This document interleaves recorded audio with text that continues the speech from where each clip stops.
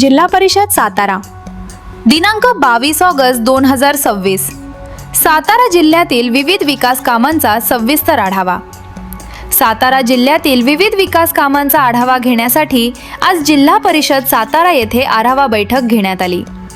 यावेळी आमदार धैर्यशील कदम, जिल्हा परिषदेच्या अध्यक्षा डॉक्टर सौ प्रियाताई महेश शिंदे, उपाध्यक्ष श्री राजू भैया भोसले, जिल्हा परिषदेच्या मुख्य कार्यकारी अधिकारी सीईओ याशनी नागराजन, तसेच महिला व बालकल्याण सभापती सौ ऋतुजा विराज शिंदे, शिक्षण व आरोग्य सभापती सौ तेजस्विनी कदम, कृषी व पशुसंवर्धन सभापती सौ लता अविनाश करणे, समाज कल्याण समितीचे सभापती श्री ऋषिकेश अविनाश धायगुडे पाटील, युवा नेते श्री विराज शिंदे, श्री विठ्ठल बलशेटवार यांच्यासह जिल्हा परिषदेचे विविध विभागांचे अधिकारी आणि जिल्ह्यातील सर्व तालुक्यांचे गट विकास अधिकारी उपस्थित होते।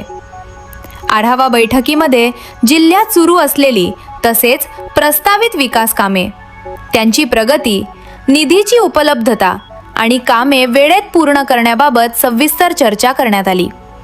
तसेच शैक्षणिक सुविधा, शाळांच्या इमारती, विद्यार्थ्यांसाठी आवश्यक सोयी सुविधा आणि शिक्षणाचा दर्जा उंचावण्यासाठीच्या उपाययोजनांचाही आढावा घेण्यात आला।